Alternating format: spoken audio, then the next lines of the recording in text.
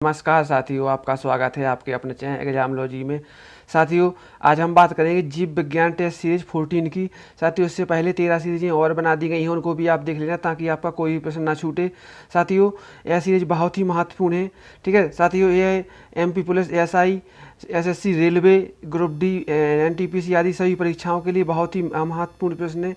और आज का टॉपिक है प्रजनन तंत्र। प्रजनन तंत्र में सारे वो प्रश्नों को कंप्लीट किया गया है जो प्रश्न हमेशा परीक्षा में पूछे जाते हैं। इनसे संबंधित प्रश्न हमेशा परीक्षा में पूछे जाते हैं, चाहे केंद्रीय परीक्षा हो चाहे राज्य की परीक्षा हो। इसलिए वीडियो को अंत तक देखना ताकि आपका कोई भी प्रश्न न छूटे। शुरू करते हैं पहले प्रश्न से। ठीक है, पहला प्रश्न है, प्रजनन मुख्यतः कितने प्रकार से होता है। साथियों, ये परीक्षा में अधिकांश में से प्रश्न आ चुके हैं।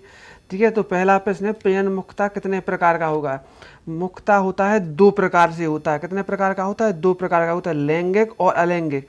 कौन सा होता है? लैंगिक जनन और अलैंगिक जनन 2 प्रकार से होता है। साथियों, बढ़ते हैं अगले प्रश्न की ओर। अगला प्रश्न है, मानव एक लिंगी होता है या द्विलिंगी। ठीक है, पहली बात है, मानव एक लिंगी में आता है क्योंकि अगर कोई द्विलिंगी होगा तो उसे फिर स्त्री और क्या नाम पुरुष की जरूरत नहीं पड़ती है। क्योंकि जैसे कोई पौधे या कोई जीव होते हैं, जैसे उनमें द्विलिंगी होते हैं तो वो अपने आप ही प्रजनन कर सकते हैं खुद ही।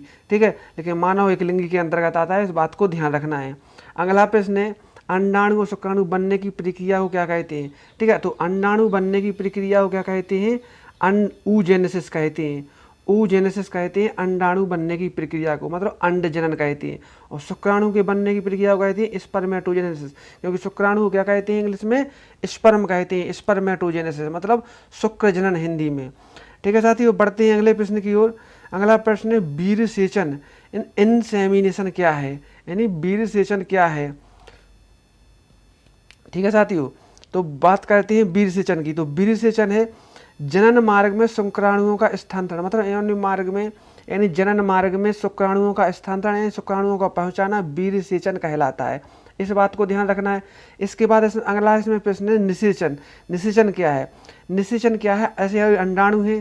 ठीक है, अंडाणु और शुक्राणु के मिलने की क्रिया को क्या कहते हैं? अंडाणु और शुक्राणु के मिलने की क्रिया को कहते हैं निषेचन। ठीक है साथियों, जैसे अंडाणु और शुक्राणु जब मिल रहे हैं तो उसे निषेचन बोलेंगे। ठीक है साथियों, अब बढ़ते हैं फर्टिलाइजेशन। निषेचन को इंग्लिश में क्या बोलते हैं? फर्टिलाइजेशन। अब बढ़ते हैं अगले प्रश्न की ओर। अगला प्रश्न, युग्मनज और गैमेटोजेनेसिस क्या है। पहले युग्मनज को समझते हैं। युग्मनज को इंग्लिश में बोलते हैं जाइगोट। इसे क्या बोलते हैं? जाइगोट बोलते हैं। जाइगोट बोलते हैं। ठीक है, तो शुक्राणु और अंडाणु का मिलना। ठीक है, मतलब शुक्राणु जैसे अभी ऊपर बताया था उसमें क्या हो गया? मिल रहे थे, लेकिन इसमें मिलके दोनों संलयत हो जाते हैं। क्या हो जाते हैं? संलयत हो जाते हैं। इसमें मिलके जैसे इससे शुक्राणु आया और इससे अंडाणु पहले ही से है। ठीक है, तो दोनों जब मिल जाएंगे तो उससे क्या हो गया? युग्मनज। क्योंकि अकेले अंडाणु अकेले शुक्राणु को युग्मक बोलते हैं, और जब दोनों मिल गए तो क्या हो गया? युग्मनज हो गए।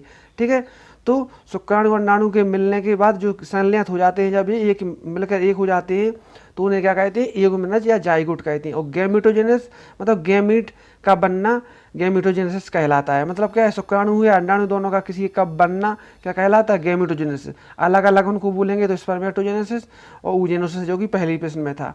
ठीक है साथियों, बढ़ते हैं आगे। ठीक है, शुरुआती प्रश्न में था। अब बढ़ते हैं अगले प्रश्न की ओर। अगला प्रश्न, महिला और पुरुष की नसबंदी को क्या कहते हैं। साथियों, वेरी इंपॉर्टेंट प्रश्न है क्योंकि अधिकांश परीक्षा में आता है और इस पर हम ध्यान नहीं देते हैं। ठीक है, बात करते हैं महिलाओं का जो ऑपरेशन होता है, नसबंदी होती है, उसे ट्यूबेक्टोमी कहते हैं। ठीक है, ट्यूबेक्टोमी होती है क्योंकि उनका इस प्रकार से जैसे जो जनन तंत्र होता है, ठीक है, इस प्रकार से होता है। तो जो ए वाली नलका होती है इसे क्या बोलते हैं? ओविडक्ट या फेलोपियन नलका कहते हैं, अंडवाहिनी कहते हैं। 2 होती है, एक इस तरफ एक इस तरफ। तो इसी की क्या इसी को बंद किया जाता है, तो इसे ट्यूब के समान होती है, तो इसे ट्यूबेक्टोमी कहते हैं। और पुरुष में क्या होता है? एक बेस्ट डिफरेंस होती है। ठीक है, बेस्ट डिफरेंस जो नलका होती है, शुक्रवाहक होती है, उसको बंद किया जाता है, इसलिए उसे क्या कहते हैं? बेसेक्टोमी कहते हैं। तो पुरुष की नसबंदी को बेसेक्टोमी और महिला की नसबंदी को ट्यूबेक्टोमी कहते हैं। साथियों, वीडियो अगर पसंद आ रहा हो तो लाइक जरूर करना और चैनल को सब्सक्राइब कर लें ताकि सबसे पहले आपके पास ऐसे महत्वपूर्ण विज्ञान संबंधी, ठीक है, और करंट अफेयर संबंधी और अन्य संबंधी प्रश्न सबसे पहले पहुंच सकें। ठीक है साथियों, अब बात करते हैं अगले प्रश्न की। अगला प्रश्न है, बेबी पोरस और ओबी पोरस क्या है। बेबी पोरस और ओबी पोरस क्या है। अब बेबी पोरस की बात करते हैं तो बेबी पोरस वह जीव कहलाते हैं जो बच्चे देने वाले होते हैं, यानी जरायु प्राणी बोलते हैं इनको हिंदी में। बेबी पूरस को होते हैं बच्चा देने वाले प्राणी, ठीक है। और ओबी पूरस, देखो ओबी मतलब ओवम, ओवम मतलब अंडा, अंडा से बने, तो ठीक है, जो अंडा देने वाले जीव होते हैं, ठीक है, जैसे कि आप जानते हैं जो अंडा देते हैं, अंडा देने वाले उन्हें ओबी पूरस कहते हैं, ठीक है। अब बढ़ते हैं अगले प्रश्न की ओर। अगला प्रश्न है साथियों, मादा जनन अंग कौन कौन से, कोई 4 के नाम लिखिए, ठीक है, बहुत सारे होते हैं लेकिन अपन 4 के नाम मुख्यतः का है, जैसे अंडाशय, अंडाशय नहीं ओवरी, अंडवाहिनी यानी फैलोपियन नलिका, गर्भाशय यानी यूटेरस, गर्भग्रीवा यानी गर्भग्रीवा, और स्तन ग्रंथियाँ लिखा है, स्तन लिख गए, स्तन ग्रंथियाँ, ठीक है, स्तन ग्रंथियाँ होती हैं, ठीक है। और गर्भग्रीवा को क्या बोलते हैं अपना, सर्विक्स, ठीक है। तो अंडाशय, अंडवाहिनी, गर्भाशय, गर्भग्रीवा और स्तन ग्रंथियाँ, ये 4 उसके लैंगिक जनन अंग में आ जाएंगे, ठीक है। अब बढ़ते ही आगे, ओवेरियन स्ट्रोमा क्या है, ओवेरियन स्टोमा, स्ट्रोमा है, स्टोमा लग गया, ओवेरियन स्टोमा क्या है और डिंब वाहिनी क्या है। सबसे पहले ध्यान देना है, ठीक है, डिंब वाहिनी तो आप जानते होंगे, फिर ही बता देते हैं। सबसे पहले अंडाशय पीठिका जिसके अंदर सुरक्षित होती है उसे ओवेरियन स्टोमा कहते हैं, मतलब जो अंडाशय, अंडा होता है ना जिसके अंदर सुरक्षित होता है, इसके ऊपर वाला जो कवर होता है उसे क्या बोलते हैं, ओवेरियन स्टोमा बोलते हैं, ठीक है। तो अंडाशय पीठिका जिसके अंदर अंडा सुरक्षित होता है, मतलब अंडाशय पीठिका क्या है, इसी का ओवेरियन स्टोमा का हिंदी है, ठीक है, जिसके अंदर अंडा सुरक्षित होता है। अब डिंब वाहिनी, जैसे कि यही मैंने फैलोपियन नलिका बताया था, चित्र बना के बताया था, इस प्रकार है जो नलिका होती है यहाँ पे, इसी को डिंब वाहिनी बोलते हैं, फैलोपियन नलिका बोलते हैं, अंड वाहिनी बोलते हैं, ठीक है, उसी को अलग से कोई नहीं है, नाम बदला हुआ है केवल। मानव गुणसूत्र में 2n क्या निरूपित करता है, ठीक है साथियों, 2n क्या निरूपित करता है, तो 2n, ठीक है, 2n मतलब जोड़ी को दर्शाता है, जैसे मानव में 46 गुणसूत्र होते हैं, 2n मतलब 23 जोड़ी, ठीक है, 23 जोड़ी होते हैं। अगर n कर दो, अकल अलग कर दो तो फिर उसमें जोड़ी में नहीं होगी, अकेला एक होगा, ठीक है, जैसे x और x होगा, तो अलग अलग अगर होते हैं तो फिर वो n वाले में आ जाएगा, ठीक है।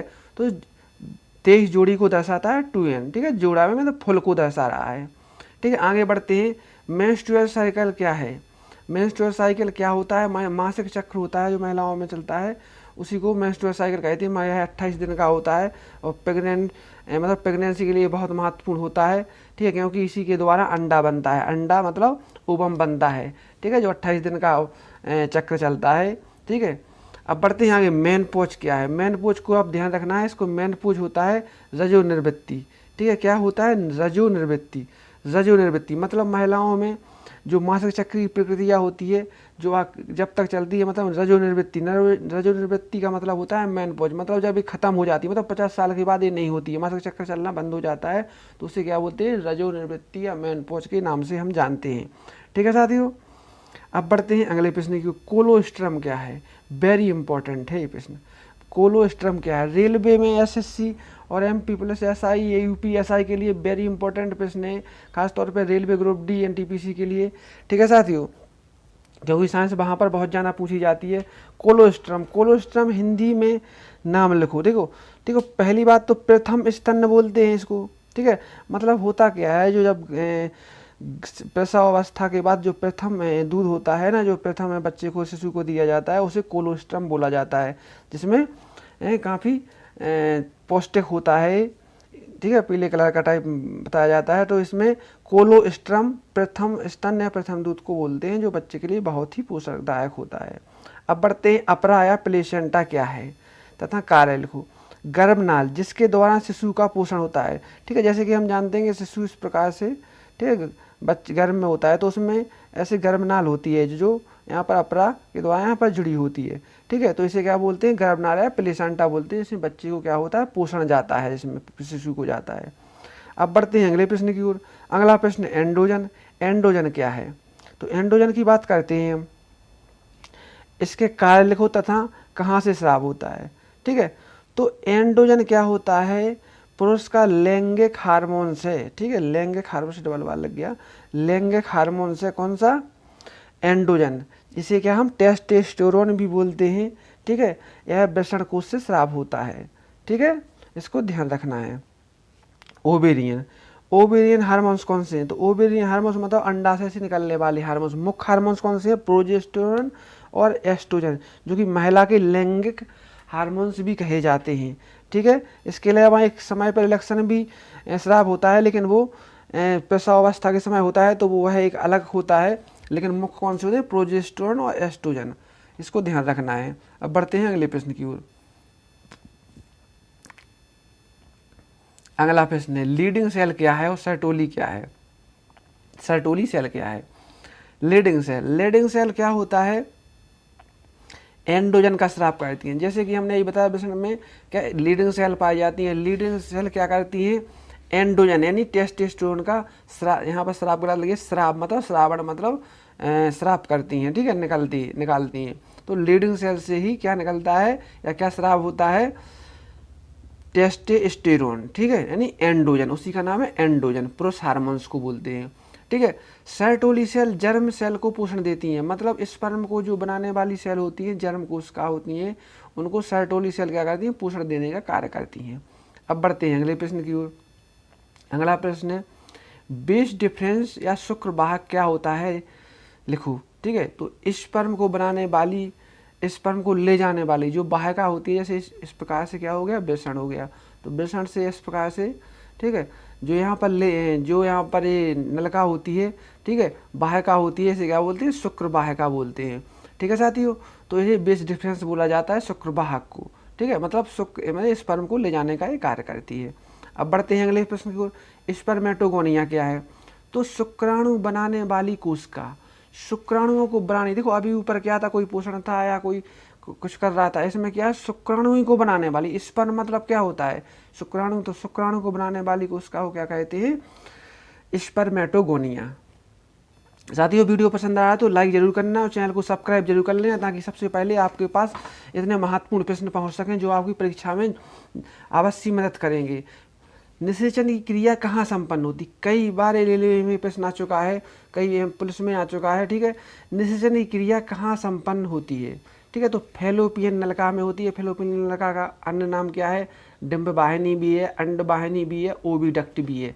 ठीक है, ये इसके अन्य नाम है। फैलोपियन नलिका इसका मुख्य नाम है। निषेचन की क्रिया फैलोपियन मतलब होता क्या है? जब अंडाणु जब दीवार पे चिपक जाता है यहाँ पे, तो जब यहाँ से शुक्राणु आता है तो कहाँ पर निषेचन होता है? वह फैलोपियन नलिका के अंदर ही होता है। ठीक है, अब बढ़ते हैं अगले प्रश्न की ओर। अगला प्रश्न है मासिक चक्र। अच्छा, अगला प्रश्न है फॉलिकुलर फेज एंड लेट्यूल फेज क्या है? अब साथियों हम आपको बता दें, होता क्या है कि मासिक चक्र चलता है 28 दिन। ठीक है, 28 दिन चलता है। तो शुरुआत के जो 13 दिन होते हैं, शुरुआती जो 13 दिन होते हैं फॉलिकुलर मतलब अंड बनने की क्रिया के बाद जो 13वें दिन तक यहाँ पर आ पाता है। ठीक है, तो उसको क्या बोलते हैं?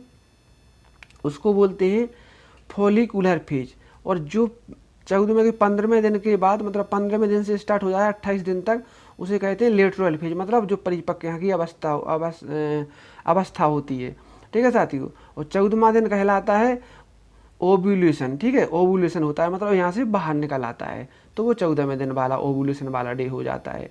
ठीक है साथियों, तो 28 दिन का चलता है। शुरुआती 13 दिन क्या होते हैं? फॉलिकुलर फेज होता है, और लेटरल फेज होता है, उसकी परिपक्व अवस्था होती है, जो निषेचन के लिए तैयार होता है। ठीक है साथियों, अब बढ़ते हैं आगे बढ़ते हैं। शुक्राणु के किस भाग में माइटोकॉन्ड्रिया पाए जाते हैं? ठीक है, अब माइटोकॉन्ड्रिया शुक्राणु में तो पाए जाएंगे। ठीक है, शुक्राणु कुछ इस प्रकार से होता है। ठीक है, इस प्रकार से होता है। ठीक है, तो यहाँ पर मध्य भाग होता है जो इसका, ठीक है, मध्य भाग होता है। यहाँ पर क्या पाई जाती है? माइटोकॉन्ड्रिया, ताकि ये गति कर सके, ऊर्जा तभी तो मिलेगी, क्योंकि माइटोकॉन्ड्रिया क्या करता है? ऊर्जा का निर्माण करता है। तो मध्य भाग में पाए जाते हैं क्या? माइटोकॉन्ड्रिया। शुक्राणु में एक्रोसोम क्या है कि ऐसा क्या कार्य है? तो ये सबसे ऊपर वाला शुक्राणु का भाग होता है, इसे बोलते हैं एक्रोसोम। और एक्रोसोम क्या करता है? जैसे यहाँ पर आगे क्या मिल जाएगा? ऐसे अंडाणु मिलना है, तो अंडाणु को के अंदर से घुसना है, तो अंडाणु को भेदने का कार्य कौन करता है? एक्रोसोम करता है। अंडाणु को भेदने का कार्य करता है एक्रोसोम। ठीक है साथियों, अब बढ़ते हैं आगे। सीमन क्या है? तो सीमन की बात करते हैं। देखो, शुक्राणु और शुक्राणु में जो चिपचिपा पदार्थ होता है साथ में, मतलब जिस चिपचिपे पदार्थ में शुक्राणु होते हैं, दोनों को, शुक्राणु और चिपचिपे पदार्थ को, लिक्विड को और स्पर्म को, दोनों को मिलाकर सीमन बोला जाता है एक साथ। ठीक है, अब बढ़ते हैं पीयूष ग्रंथि से कौन से हार्मोन निकलते हैं जो मासिक चक्र में सहायता करते हैं। ठीक है, तो मासिक चक्र में जो लैंगिक हार्मोन्स होते हैं, ठीक है, LH और FSH होते हैं, ल्यूटिन हार्मोन्स और फॉलिकल स्टिमुलेटिंग हार्मोन्स। ठीक है, मतलब LH और FSH दोनों हार्मोन्स होते हैं। अब बढ़ते हैं अगले प्रश्न की ओर। कोरकपुटी और यूटेरस क्या है? ठीक है, तो कोरकपुटी यूटेरस तो आप जानते हो। कोरकपुटी देखो, कोरकपुटी क्या होता है? गर्भाशय की दीवारों में चिपका हुआ अपरिपक्व भ्रूण होता है। गर्भाशय में जैसे जैसे गर्भाशय है वहाँ पर जब शुरू में फैलोपियन नलिका के शुरू में यहाँ पर चिपक जाता है, तो जब यहाँ पर क्या होता है, यहाँ परिपक्व होता है। चिपके हुए इस भ्रूण को क्या कहते हैं? कोरकपुटी कहते हैं। ठीक है, ब्लास्टोसिस्ट यानी कोरकपुटी कहते हैं। गर्भाशय की जो यूटेरस मतलब गर्भाशय के यहाँ पर दीवार पर चिपक जाता है। ठीक है, जो फैलोपियन के का आखिरी भाग होता है। ठीक है, और बाकी तो आप जानते हो कि यूटेरस मतलब गर्भाशय जहाँ पर बच्चा की पूरी अवस्थाएं गुजरती हैं। ठीक है, 9 माह तक। ठीक है, तो वो क्या होती हैं? गर्भाशय के अंतर्गत है। इस प्रकार से बीच का भाग होता है गर्भाशय होता है। ठीक है साथियों, जब परिपक्व के बाद यहीं पर आ जाता है शिशु। ठीक है, यहाँ पर निषेचन के बाद। अब बात करते हैं कार्पस ल्यूटिकम कौन सा हार्मोन्स निकलता है। ठीक है, दोबारा नहीं लिखना है इसमें। ठीक है, कार्पस ल्यूटिकम कौन सा हार्मोन्स निकलता है? तो अंडाशय में कार्पस ल्यूटिकम द्वारा प्रोजेस्टेरोन हार्मोन्स निकलता है। कौन सा? जो महिलाओं का लैंगिक हार्मोन है प्रोजेस्टेरोन, वो निकलता है। अब बढ़ते हैं अगले प्रश्न की ओर। अगला प्रश्न प्यूबर्टी स्टेज क्या है? प्यूबर्टी स्टेज क्या है?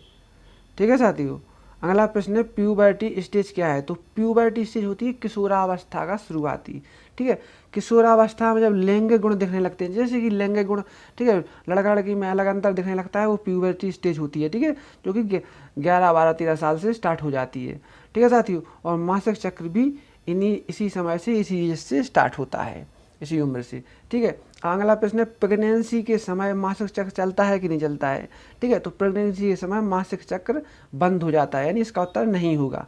ठीक है, मासिक चक्र बंद हो जाता है, इस बात को ध्यान रखना है, कई बार ये प्रश्न आया है। अगला प्रश्न है ओविडक्ट की संख्या कितनी होती है? तो ओविडक्ट मानी फैलोपियन नलिका अंडवाहिनी। तो जैसा कि मैंने पहले ही बताया कि ठीक है, जो ये नलिकाएँ होती हैं, ए वाली नलिका, ठीक है, ए वाली नलिका, तो ये क्या होती हैं? 2 होती हैं। कितनी होती हैं? 2। वो फैलोपियन नलिका एक ए हो गई, एक ए हो गई। ठीक है साथियों, तो साथियों ये कुछ महत्वपूर्ण प्रजनन तंत्र से महत्वपूर्ण प्रश्न थे जो अक्सर परीक्षाएं पूछे जाते हैं। साथियों, अगर पर वीडियो पसंद आए तो लाइक जरूर करना और चैनल को सब्सक्राइब कर लेना, ताकि सबसे पहले आपके पास साइंस संबंधित महत्वपूर्ण टॉपिक सब कवर हो सकें और आपके ज्योग्राफी, करंट अफेयर आदि परीक्षाओं और परीक्षा संबंधी जानकारी सबसे पहले पहुँच सके। वीडियो देखने के लिए धन्यवाद।